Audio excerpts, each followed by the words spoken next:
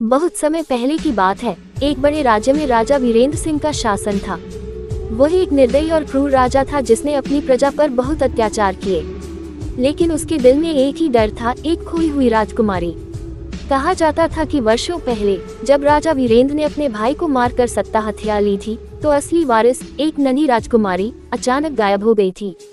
राजा ने उसे मरवा देने का आदेश दिया था, लेकिन वह कहीं न कहीं बच गई थी।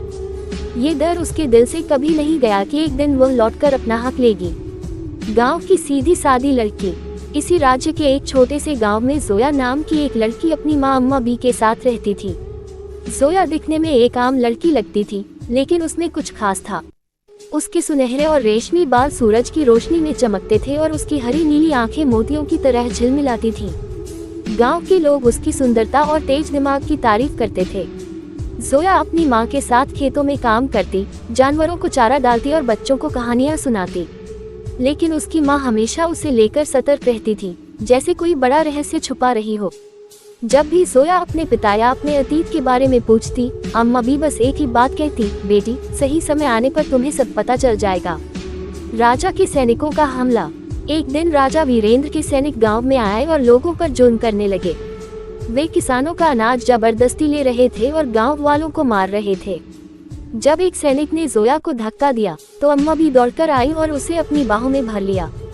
उनकी आंखों में आंसू थे। अब और नहीं छुपा सकती, जोया, तुम सिर्फ एक साधारण लड़की नहीं हो, तुम हमारी असली राजकुमारी हो।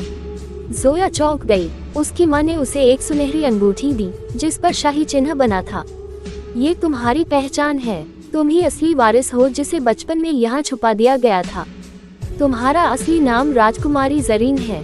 जोया को अपनी माँ की बातें सुनकर यकीन नहीं हुआ, लेकिन जैसे ही उसने अंगूठी पहनी, उसे अपने अतीत की धुंधली यादें आने लगी। महल, एक बड़ा सिंहासन और एक दयालु राजा जो अब इस दुनिया में नहीं था। अपना हक पाने की लड़ाई। जोया ने फैसला किया कि वह अपनी पहचान को साबित करेगी और अपना सिंहासन वापस लेगी। वह अपनी माँ के साथ पुराने महल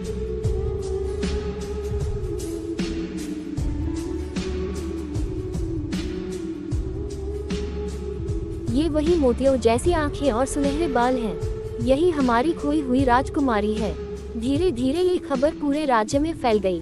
गांव के लोग, जो राजा के अत्याचार से तंग आ चुके थे, जोया के समर्थन में खड़े हो गए। राजा वीरेंद्र सिंह को जब ये पता चला, तो वह गुस्से से पागल हो गया। उसने तुरंत आदेश दिया कि जोया को गिरफ्तार करके महल में लाया जाए। लेकिन अब समय बदल चुका था। जोया के पास न सिर्फ शाही खून था, बल्कि जनता की ताकत भी थी। अंतिम युद्ध। राजमहल के बाहर एक बड़ा युद्ध हुआ। जोया ने अपनी बुद्धिमानी और साहस से राजा के सैनिकों का सामना किया। गांव वालों और शाही सेवकों ने राजा वीरेंद्र के सैनिकों को घेर लिया। जोया खुद राजा के सामने जा खड़ी हुई। तुम इस सिंहासन के लायक नहीं हो, जोया ने कहा।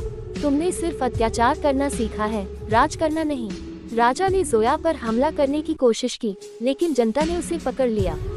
उसे बंदी बना लिया गया और महल में चारों ओर उत्सव मनाया जाने लगा, साधारण लड़की से रानी बनने तक।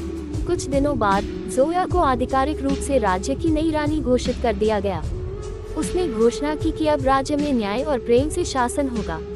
उसने अम्मा बी को अपनी सबसे बड़ी सलाहकार बनाया और कहा, इन्होंने मुझे पाला, इन्होंने ही मुझे हिम्मत दी। ये मेरी असली माँ है। अब वह सिर्फ एक खोई हुई राजकुमारी नहीं थी, वह एक बहादुर, न्यायप्रिय और निडर रानी थी, जिसने न केवल अपना सिंहासन पाया, बल्कि अपने राज्य को भी अंधकार से रोशनी की ओर ले गई। और इस तरह न्याय की जीत हुई और राज्य में एक नया सुनहरा युग शुरू हुआ।